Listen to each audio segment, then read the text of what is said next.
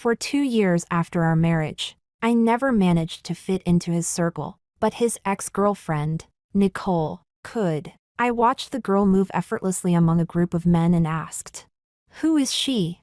His expression showed clear impatience. "Elena, can you at least have some basic trust in me?" So, I withdrew my edge. Every time he came up with yet another clumsy excuse, I simply said, "I believe you." Chapter 1. On Luis's birthday, he said he wanted to celebrate with his friends a day early, leaving the actual day for just the two of us. He was the kind of man who understood romance. I didn't find his suggestion strange. In fact, a small part of me was even pleased. It meant he cared about us. Since parties always involved drinking, I insisted he shouldn't drive. After dropping him off, he kissed my cheek reluctantly. "Elena, I'll head up first. If I come back late, don't wait up, go to bed early." I nodded and watched him walk away. Even then, I still had a flicker of hope inside me. I hoped he would turn around and ask, "Elena, do you want to come up with me?"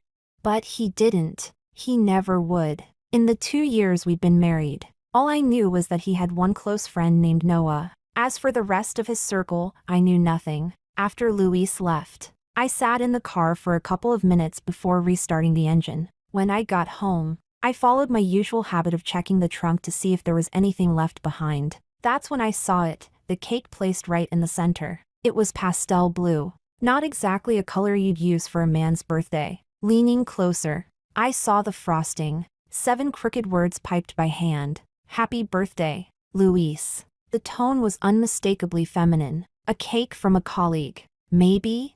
He'd rushed out of the car, probably just forgot to take it. I called his phone. It rang a few times, but no one picked up. He was probably too busy celebrating. Still, a birthday without a cake didn't feel right. So I got back into the car and drove to the restaurant where they were gathering. Carrying the cake upstairs, I felt a wave of nervousness. Honestly, I barely knew any of Luis's friends. In my head, I rehearsed how I'd greet them without sounding awkward. As I reached the door, laughter spilled out from inside.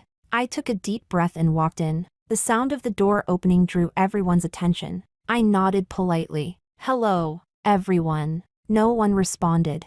The atmosphere turned strangely stiff. Luis walked over. His tone was unreadable. "What are you doing here?" I held out the cake. "You forgot this."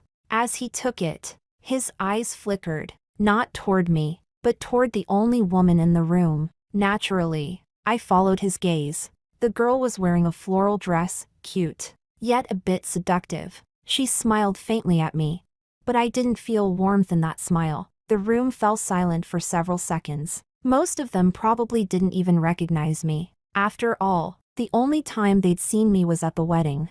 With full bridal makeup, a far cry from how I looked now. Finally, Noah broke the silence. "Sis-in-law's here." The tension eased a little. People laughed and told me to come in and sit down. But Luis stood there, unmoving. "Elena, let's celebrate together tomorrow instead." So that was it, he was sending me away. At first, I didn't want to intrude on his guys-only gathering. He'd said having me there would make things inconvenient. And I believed he was thinking of me. But now, I looked again at the only girl in the room. Maybe I wasn't the exception. Maybe she was. So, who was she? Chapter 2. Luis and I met through a blind date. 2 years ago. I was 24, and he was 25. We weren't exactly old, but both of our families were pushing us hard to get married. My mother always said, "Those who don't listen to their elders will suffer right in front of their eyes." She liked to remind me that after living for more than 40 or 50 years, her ability to judge people was definitely better than mine. Back in college, I had a boyfriend once, although my mother didn't openly oppose the relationship. She met him once and said we wouldn't last long. Sure enough, that relationship dragged on for a year and a half, emotionally exhausting. Before graduation, it ended badly. I admitted she was right. After graduation, I stayed single for quite a while, which made my mother anxious. She worried I'd been scarred by that failed romance.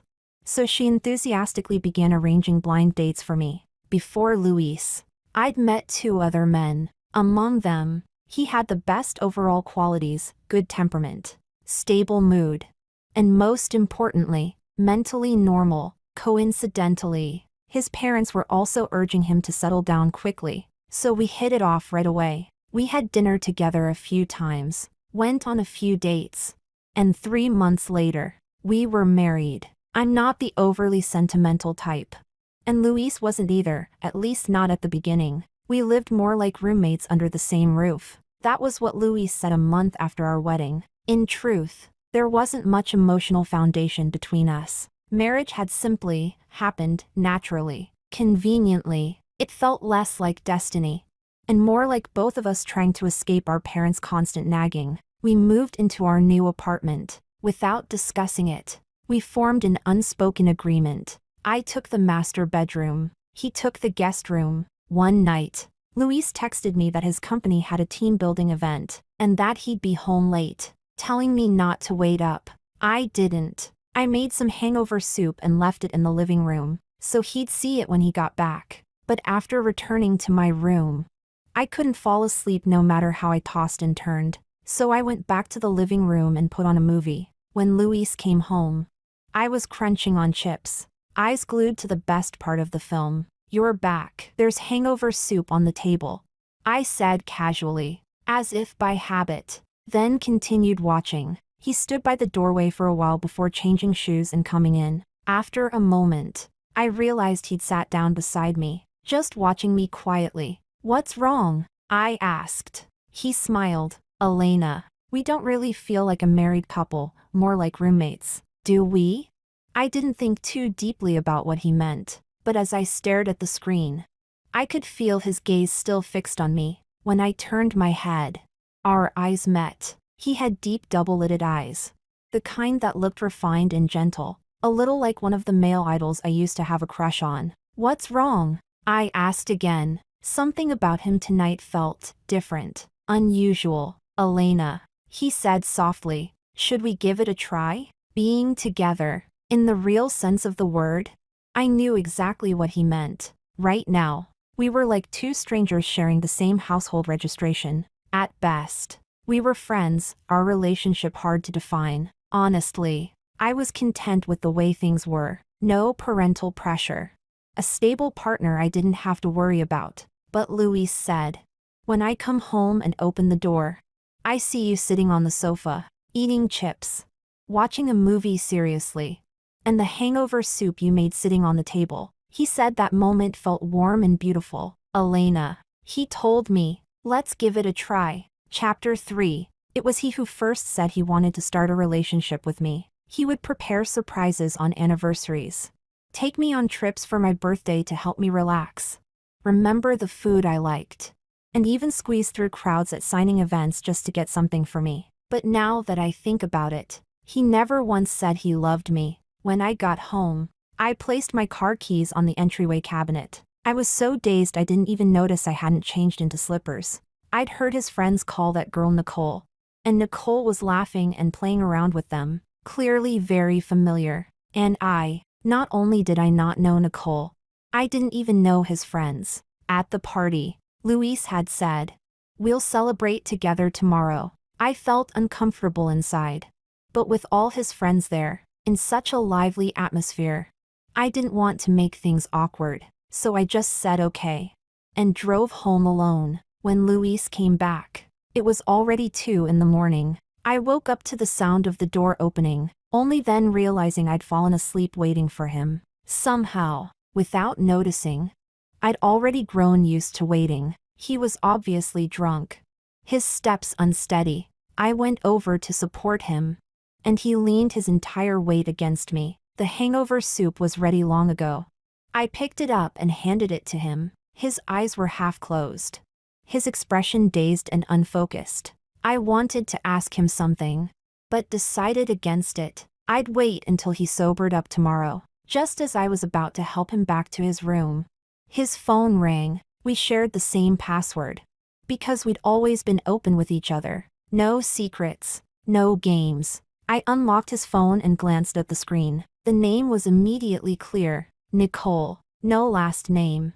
Just that, intimate, familiar. It was a voice message. I pressed play on speaker. A soft, delicate female voice came through. Luis, are you home yet? Is your girlfriend angry? I'm sorry.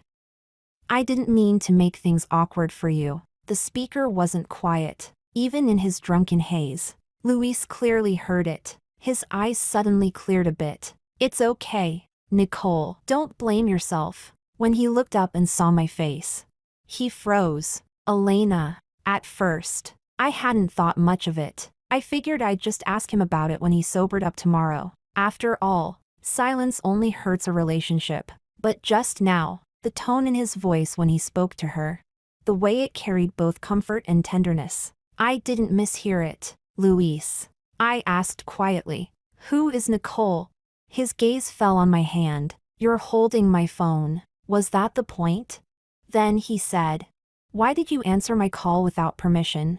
His tone, almost reproachful. He'd never spoken to me like that before. A year ago, a new intern at his company had tried to pursue him. He'd immediately told me, saying he had made it clear he was married. Back then, he'd shown me his phone proudly, insisting I check his messages if I wanted.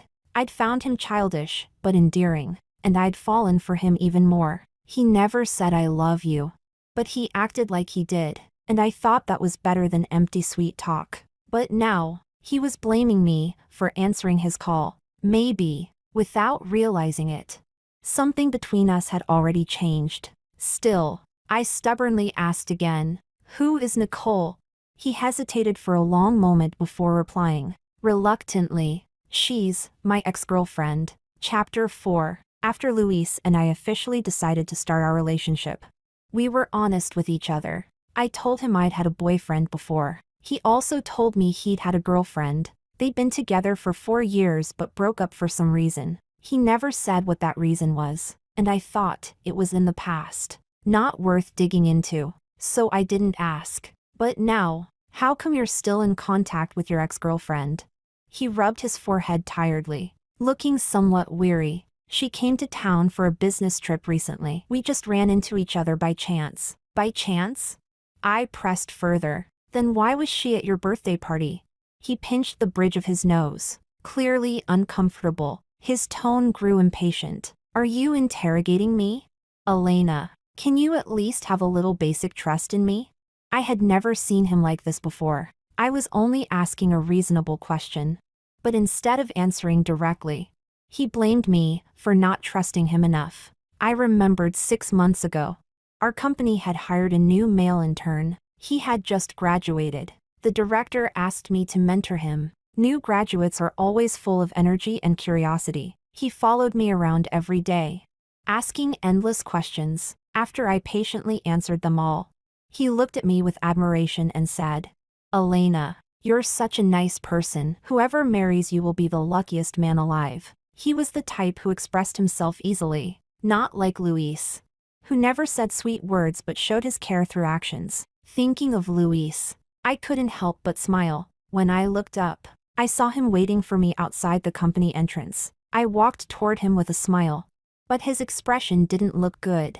Who's that guy? He asked. I glanced back at the young man, who was still waving enthusiastically at me from the door, and I waved back in return. Then I told Luis, a new hire, I'm mentoring him. After saying that, I walked toward the passenger seat, but Luis didn't move. What's wrong? I asked. Elena, that guy seems a little too close to you.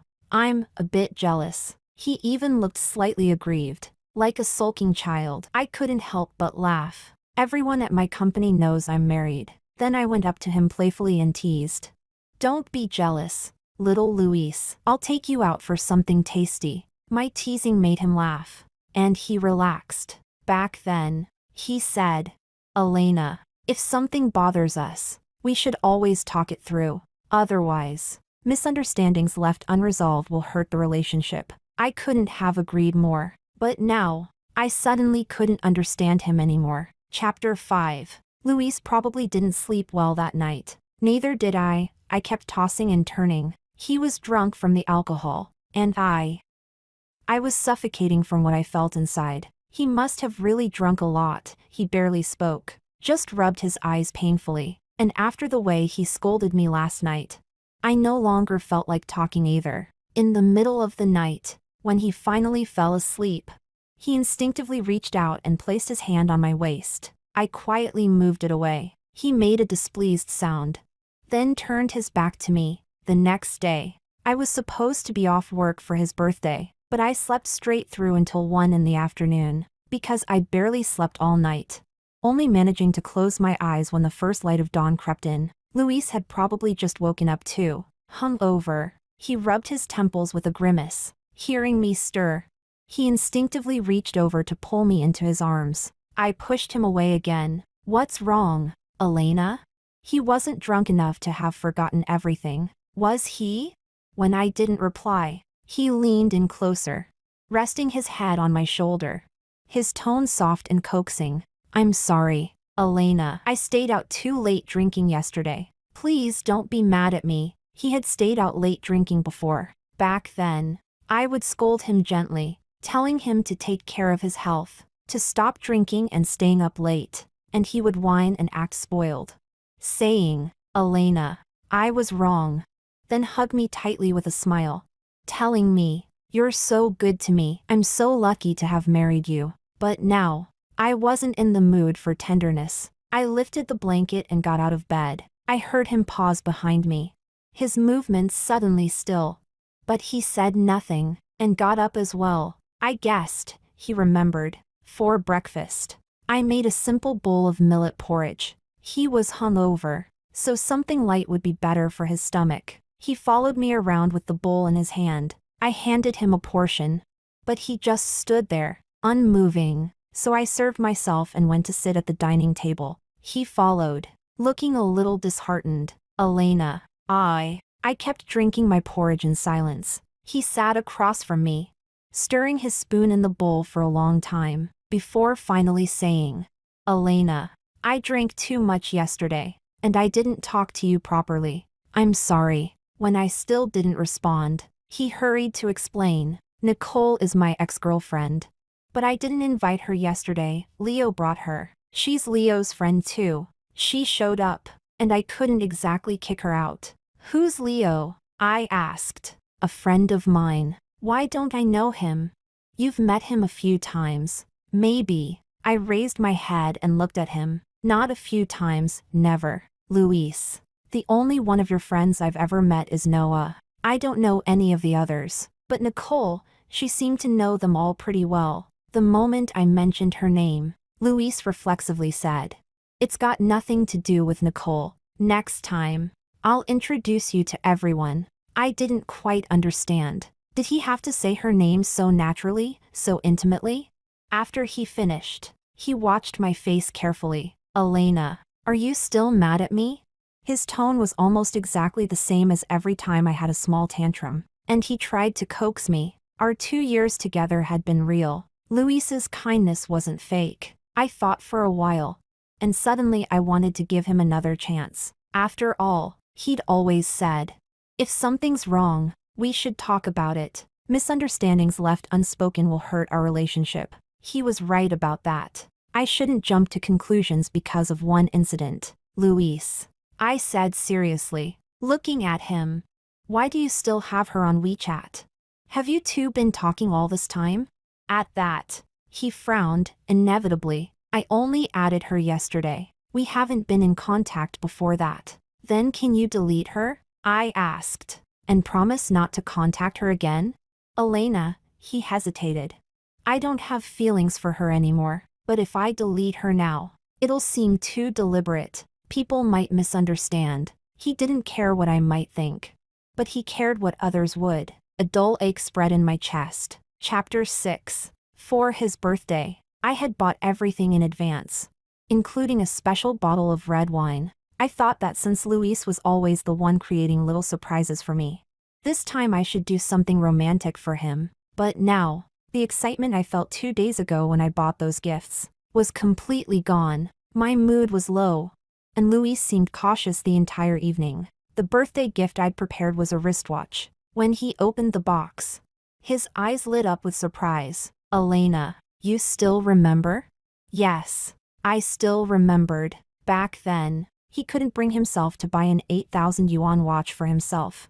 Yet for my birthday, he had given me a 30,000 yuan bag. His kindness toward me had always been real. That's probably why it was so hard to let go. Halfway through dinner, he went to the restroom. While he was gone, his phone buzzed on the table. The screen lit up with a message. Luis, I think I'm lost. I don't know where I am. Could you come and get me? Sender, Nicole. When Luis came back out, he was smiling brightly. He put on the watch and showed it to me. Elena, I really love it. Thank you for remembering. He leaned down and kissed my cheek as he spoke, but I simply pointed at his phone. You've got a message. He glanced at the screen, his brows furrowed slightly, as if he were thinking. Then he looked up at me. Elena, I might need to go out for a bit. I closed my eyes. As expected, an ex is always the perfect weapon to wound the one who came after. He hesitated,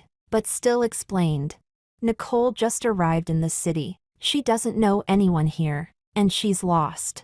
I'll go check on her and come back soon. This time, he didn't call her by her first name. He used her full name instead, almost the second he finished. I couldn't hold back anymore. Can you not go? I asked. I was afraid that if I waited even 1 second longer, I wouldn't have the strength to say those words. This was the last chance I was giving us. You said you wouldn't contact her again. Can you really do that? Clearly, you can't. He stood up, came over, and crouched down in front of me. Elena, there's really nothing between us. Don't overthink it, even if it were someone else. I'd still go help. Luis had never been someone with weak boundaries. After all, if I so much as got a little too close to another man, he'd get jealous, and whenever another woman tried to approach him, he'd always keep a respectful distance. Does Nicole not know you're married? In this digital age, does she really need to call someone else's husband just because she's lost? Her intentions couldn't be more obvious. It only depends on whether you choose to see them or not. Now she deliberately leans closer. And you don't push her away. I guess this is your choice. I once thought I'd found a slow simmering bowl of porridge in this fast food era of love, but now, it feels more like an illusion. I nodded weakly, forcing a bitter smile. I believe you. Chapter 7. He came back quickly. Barely an hour had passed. But in that hour, I had already cleaned up the dining table, put the red wine back into the cabinet, washed the dishes, video called my mom, taken a shower, and was now lying in bed. The living room light was off. When he came in, he called out my name out of habit. Elena. I lay in bed, silent. Soon, he turned the doorknob and came in. Elena, he said softly, sitting down by the bed. Are you asleep? I didn't respond. He lay down beside me, reached out to wrap an arm around my waist, and tried to pull me closer. You're cold, I murmured, subtly moving his hand away. Are you angry? He asked gently, his voice still tender. I sighed with my eyes closed. Why do you keep asking that these past 2 days? Is there something I should be angry about? My question left him speechless, perhaps sensing my indifference. He leaned closer again. I just gave her a ride. He probably wanted to explain, but I didn't want to hear it anymore. Go to sleep, I said tiredly. I'm exhausted. You've been outside all night, the chills all over you. Don't touch me. Hearing that, he grew anxious and reached to feel my forehead. Elena, are you not feeling well? I buried my head into the pillow. No, I'll be fine after some sleep. Luis, isn't it tiring, taking care of 2 women at the same time? Chapter 8. That night, again, I didn't sleep well. Ever since I learned about Nicole's existence. It had only been 2 days, yet I felt completely drained. When Luis left for work in the morning, he saw me still sitting there without any sign of getting ready. Not going to work today? He asked. I shook my head. Took a day off. He immediately came over. What's wrong?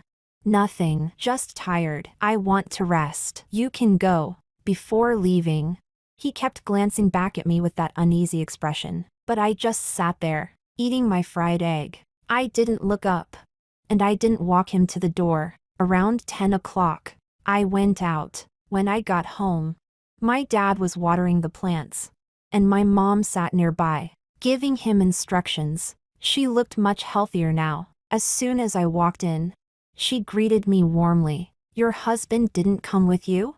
She had always been very fond of Luis, so much that she called him son-in-law, with more affection than she showed her own daughter. I hesitated, then lied. "It's a work day today. He couldn't take time off." In the past, Luis always came with me, but this time, I hadn't told him I was coming home. During lunch, my mother took a box out of the cabinet and handed it to me. "When you go back, bring this tea to your husband. He likes this brand, right?" My friend brought it back for him from her trip. I reached out to take it. The words I wanted to say got stuck in my throat. My mother's closeness to Luis wasn't without reason. Last year, her health had been poor. She'd been hospitalized for quite a while. Luis had stayed by her bedside the entire time, day and night, more attentive than I was. Back then, our relationship had been good. My mother had even joked, "From now on, Luis is my real son." I asked, "Then what am I?" She laughed and said, "You're my daughter-in-law." The hospital room was full of laughter. No gloom, no weariness. Those were such good days. Looking at the box of tea my mother was proudly holding out, I couldn't bring myself to tell her about the divorce. She was still recovering, and it was rare to see her so cheerful. I thought, maybe next time. Chapter 9. After leaving the house, I called a friend and asked him to check if there were any apartments for rent near my company. Luis came home right on time after work. He'd sent me a few messages throughout the day. I only replied to 2 out of courtesy. When he got home that night, he rushed in and hugged me tightly. "What's wrong?" I asked, resting his head on my shoulder. His tone carried a trace of sadness. "Elena, you barely talked to me all day." "I was scared," he said softly. "Distance and detachment, both can be felt, Luis. You can feel my distance, and I can feel your detachment." I pulled away from his arms and went back to the bedroom alone. For several days, things stayed that way. Finally, on the 4th day, he couldn't take it anymore. As I coldly brushed past him on my way out to work, he reached out to stop me. "Elena, can we talk?" I glanced at my watch. "No, I don't think so. I'm running late. Maybe next time." Ignoring the hurt in his expression, I picked up my keys and left. At lunch, my friend called and said he'd found a place, so I went to sign the lease. Then came home to pack a few things. When Luis came home that evening, I had just finished cooking and was serving the food. He quickly came over to take the plate from me, worried I might burn myself. I had barely spoken in days. It was mostly him talking, and me responding with nothing or little. Now, as we sat facing each other, the silence between us was suffocating. The warmth we once had was gone. "Luis," I said, breaking the silence. He looked up immediately, his tone eager to please. "What is it, Elena?" "I rented an apartment near the office. I'm planning to move there." His hand, mid-motion to pick up food, froze. "Why?" My tone stayed calm as I explained. "I haven't been sleeping well lately. It'll be easier to live closer to work." He stared straight at me, as if trying to find something in my eyes, but there was nothing left. "Luis, these past few days, I've already processed most of my emotions on my own." After dinner, he went to the bedroom and saw my packed suitcase. That's when he finally broke. "Elena, why are you really moving out?"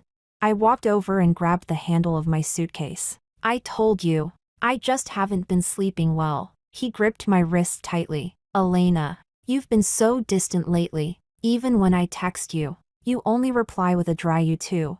Like it's just a routine. I can't feel any love from you. If something's bothering you, just tell me. I can explain." Without waiting for me to respond, he kept talking. "About Nicole, I already explained. There's nothing between us. No feelings, no ties. She came to my birthday because Leo brought her. She asked to add me on WeChat. And I didn't think much of it. If I'd refused, it would have looked like I still cared. She really was lost when she texted me. She doesn't know anyone here. I was just helping a friend. He lowered his head, mumbling. What else? What else was there? Oh, right. About why I never introduced you to my friends. I can explain that too. You know how possessive I am. When I was with Nicole, she was friendly with my friends, joking around and chatting all the time. It was normal. But I got jealous. So I didn't want the same to happen with you. Elena, please believe me. Everything I've said is true. If something's upsetting you, just ask me. Don't keep it bottled up, okay? Ask you what? Was that cake from her? Why was it in your car trunk? Aren't Nicole and your friends all close? If she was lost, why didn't she call Leo instead? And adding your ex on WeChat, is that really appropriate? I think it doesn't matter anymore. Adults shouldn't have to struggle so much just to talk. I brushed his hand away. Luis, I believe you.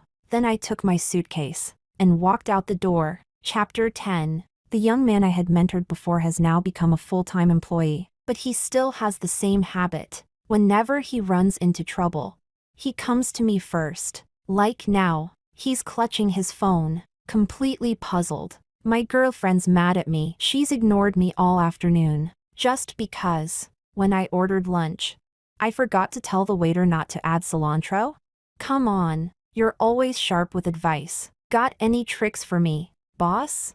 I glanced at the clock. It was almost time to leave work. So I sighed and looked at him. You'd better rush out the second we clock off, and lift your girlfriend in your arms. She's probably already plotting how to dump you. He frowned. Can a single sprig of cilantro really cause that big a fight? I smirked. See for yourself. Just the kind of sweet nonsense young couples love. He slapped his forehead. But I still have a document to deliver. He looked at me guiltily, as if the words "please help me" were written across his forehead. Forget it, I didn't have much to do anyway. Give it to me. He grinned and handed it over with both hands. You're the best, boss. Get lost. And the kid bolted out of the office like lightning. I flipped open the document, then froze. Luis's name was at the end. Our companies are partners. But I hadn't expected this coincidence. I hadn't seen him for days. He still texted me often. Sometimes he'd come to pick me up after work for dinner. But I always said I was tired and went home instead. Just yesterday, he said if I only wanted to live closer to work and didn't want to move back home, he could move in too. I never replied. At his office door, I knocked twice. Come in, came his voice from inside. So I entered, and there he was, sitting at his desk and leaning casually against the desk. Listening to him talk was Nicole. Luis's voice was a little hoarse, his tone low and weary. Modify this part like I said. Then submit it again. Okay, the girl replied softly. Once he finished giving instructions, Luis finally looked up. Surprise flooded his eyes the moment he saw me. Elena. Then, as if suddenly flustered, he glanced quickly at Nicole. I held out the folder. This is the latest proposal from our company. I was asked to deliver it. Then I turned to leave, but Luis hurried forward. Elena, can we have dinner tonight? Sorry, I said gently. I might have to work late. But he didn't let go of my hand. She's a new intern. I was just showing her how to do reports. I looked over at the girl. Her eyes were fixed on Luis's hand gripping mine, her teeth pressing into her lower lip. What kind of expression was that? Frustration? Why, though? A new intern, free to walk in and out of the manager's office, with the manager personally teaching her. Shouldn't she be happy about it? I smiled faintly. I believe you. Then, before he could say another word, I quietly closed the door behind me. Chapter 11. Luis and I seemed to slip into a lukewarm routine, even colder than when we first met, back when we were more like two roommates sharing a space. I didn't mention divorce, and neither did he. He still texted me every day, though I rarely replied. The third time I refused Luis's invitation and went home alone.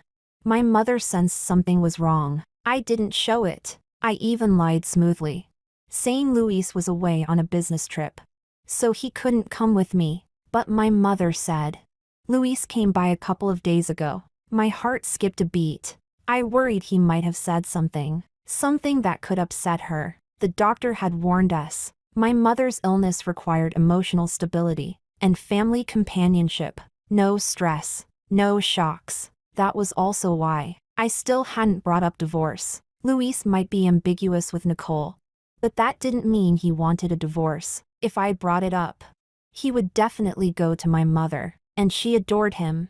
I didn't want her to worry.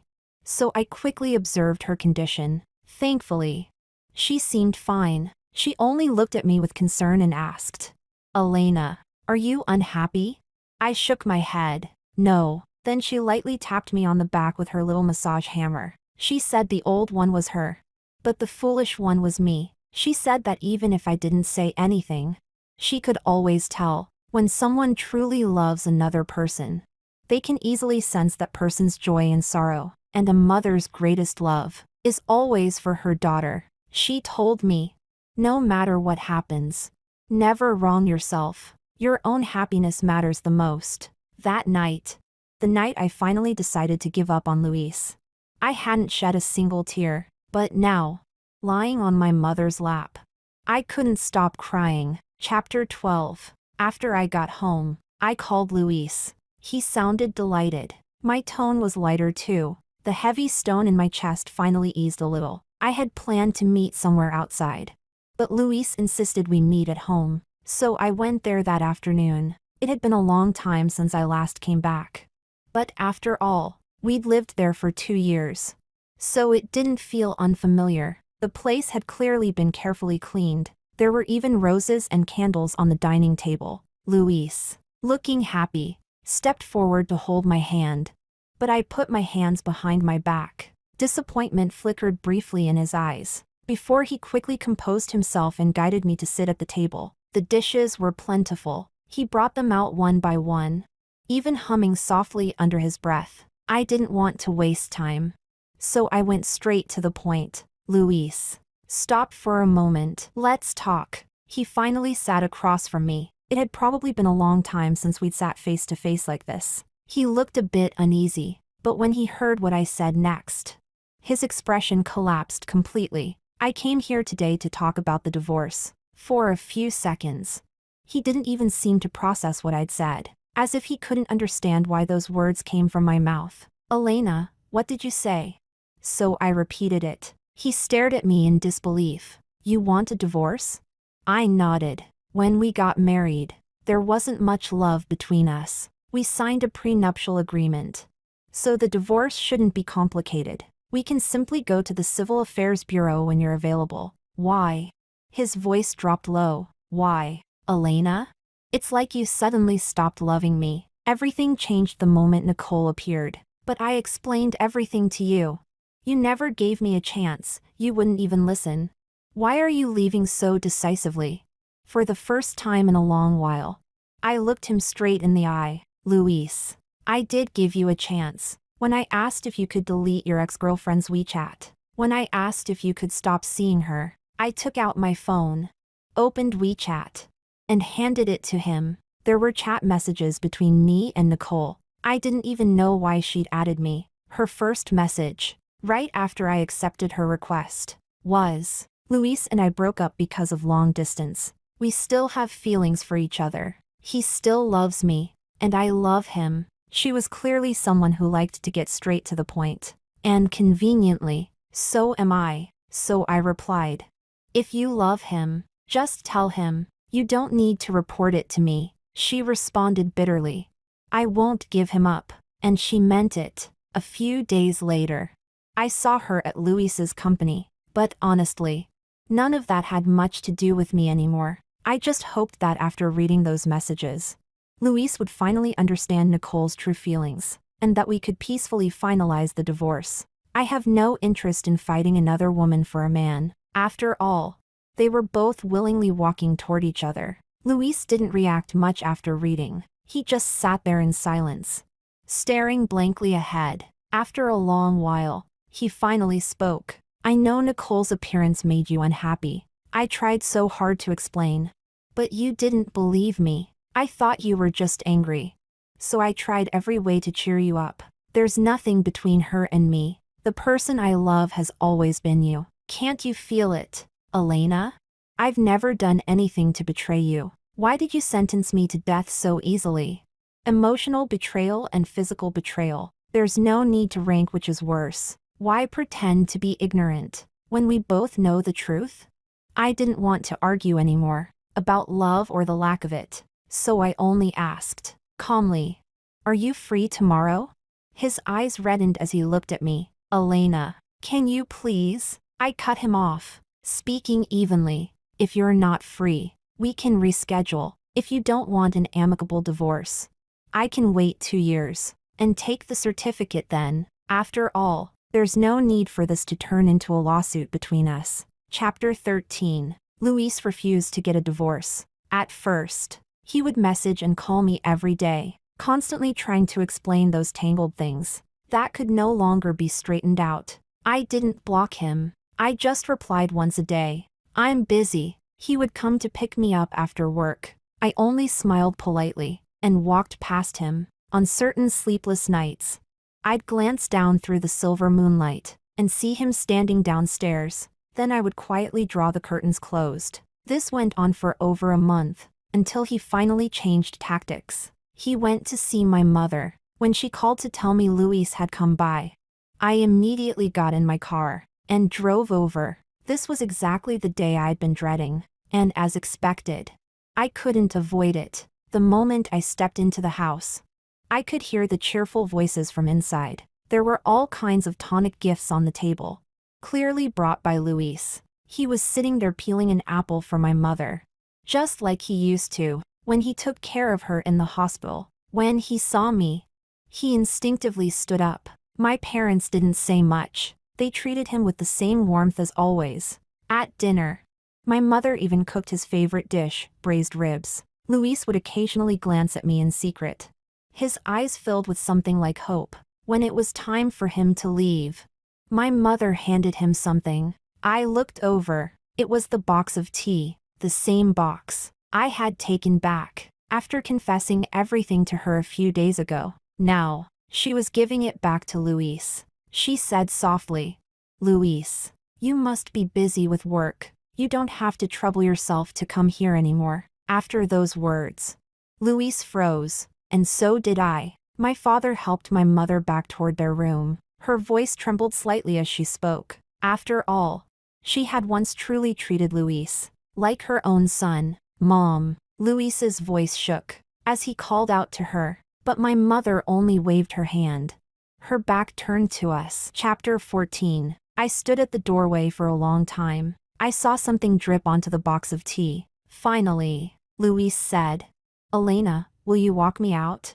So we walked aimlessly toward the entrance of the neighborhood. Eventually, we sat down on an empty bench. Luis looked up at the sky, while I stared blankly at the fallen leaves scattered all over the ground. If what existed between us weren't love, but family affection instead, that would have been easier. Then I wouldn't have to feel jealous because of another woman, nor worry about whether he still had lingering feelings for his ex. If Luis were my brother, I could even help him come up with ideas to pursue his sister-in-law. We would have been a very happy family. But life doesn't give that many ifs. In this lifetime, I've never faced a natural disaster, never lived through war, never suffered a serious illness. That's already fortunate enough, isn't it? If I still wanted a love that was faithful and unwavering, maybe that would just be asking for too much. Luis covered his eyes with one hand, his expression full of exhaustion. "Elena," he said softly, "I don't know what else to do anymore. I've always known what kind of person you are, but I still can't give up. I just wanted to try one last time." He let out a sigh. "There's really no possibility left for us, is there?" It sounded like a question, but also a statement. I lowered my head, watching a yellow leaf land gently on the tip of my shoe. "Luis," I said quietly, "I really did love you once." Chapter 15. The divorce went smoothly. I've never been one for dramatics. And Luis, in the end, stayed calm too. As I looked down at that small red booklet, I thought, from this day on, We are no longer bound by anything, from strangers to living side by side. And from living side by side, back to strangers again, Luis. You'll always stay in my yesterday. When we walked out of the Civil Affairs Bureau, Luis's expression was a little heavy, but when he saw me staring seriously at the red booklet in my hands, he couldn't help but laugh. So I looked up, and our eyes met. Full and clear, Luis said, "Elena, be happy. Goodbye." I waved at him and smiled. "You too. Take care." On my way home, snowflakes began to fall. I bought a skewer of candied hawthorns from a street stall. Then, in the snow, I bent down and wrote a few words. "May Elena be happy every day and live a long, long life." The candied hawthorns were still sweet. The wonton shop at the corner was still crowded. The laughter of passers-by still filled the street. Nothing had really changed. No one will walk through the fog just to find you. The scenery you love. You must go see it yourself. Luis's words. I never doubted my love for Elena. When we met on that blind date, I noticed her right away. She was direct. "If we both feel satisfied, we can get married." We agreed almost instantly. I'm not the kind of man who easily falls for someone, even with my ex.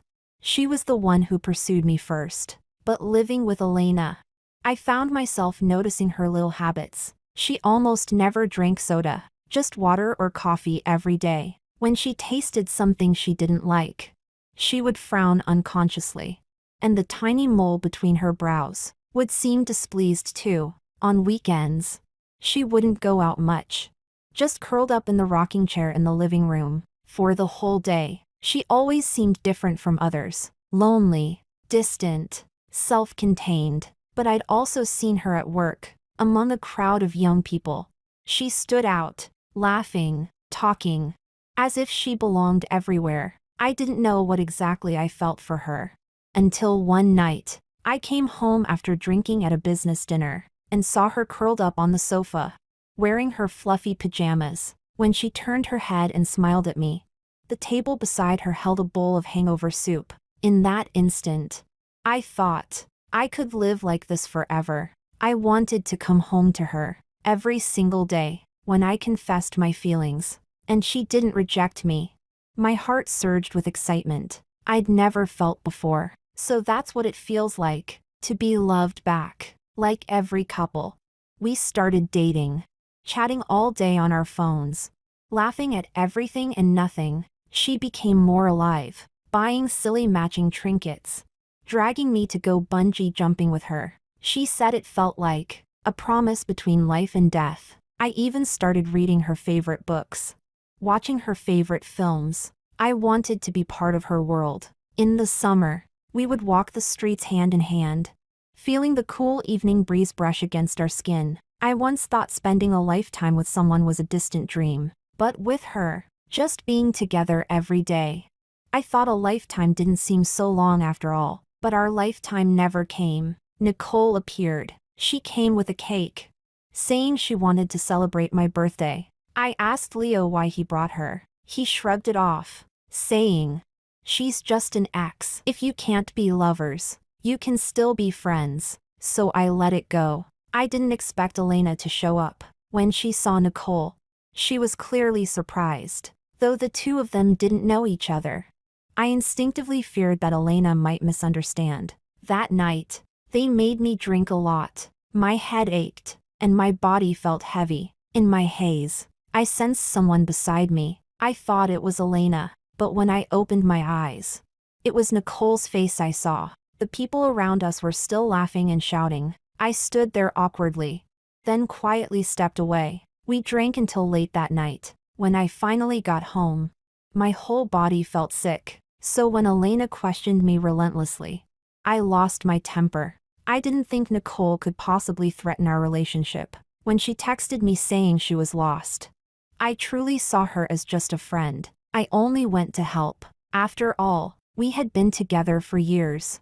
I couldn't just completely ignore her, could I? At least, that's what I told myself. But later, Noah asked me, what if Elena spent her birthday with her ex, and even left you to see him? How would you feel? Before he finished, I blurted out, "Of course not. I wouldn't allow that." And then I froze. So this was what it felt like to understand too late, back when our relationship was good. Elena loved dropping by my company. She would knock playfully on my office door, peek her head in, and say with a grin, "Boss, I'm here to deliver the documents."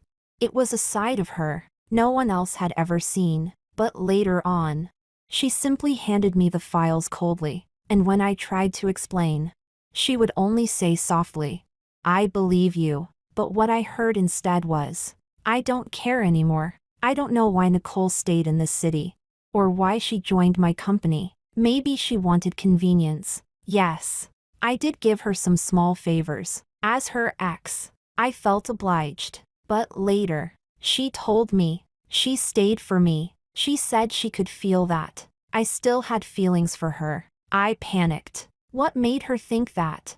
Was it just the kindness I thought was harmless? Then what about Elena? Was that what she thought too? Is that why she left, without hesitation? Elena was never the type to scream or make a scene when she brought up divorce. She was calm when we walked out of the Civil Affairs Bureau. She was calm, even in our occasional encounters afterward. She could still smile and nod politely. The calmer she was, the more it hurt. She didn't delete my number, didn't block me on WeChat, but she never replied. I couldn't let go. 6 months after the divorce, our companies collaborated on a project. We were both the main representatives. So, under the pretext of work, I invited her to dinner. At the table, she spoke confidently, but only about business. I cautiously mentioned, "Nicole no longer works for my company. She wasn't suited for the job." I watched her closely, hoping for some reaction, but she only nodded lightly, as if it had nothing to do with her, and continued talking about the project. When dinner ended, I couldn't help myself. "Elena," I said, "I've been really struggling lately." She lifted her gaze to me, her eyes clear and calm. You've lost weight." My heart leapt. For a moment, I thought she still cared. Then she added, "You should eat properly. Life is still beautiful." After all, her tone was gentle, but without emotion, like the casual concern of a colleague. I forced a bitter smile. If only she could look at me with the same tenderness she once had. Even if she misunderstood me and got angry, even if she yelled, accused, or cried, at least that would mean she still cared. But now she was indifferent. Through her calmness, she told me one truth: she doesn't care anymore. I got lost in love. And in that moment of confusion, I lost her forever.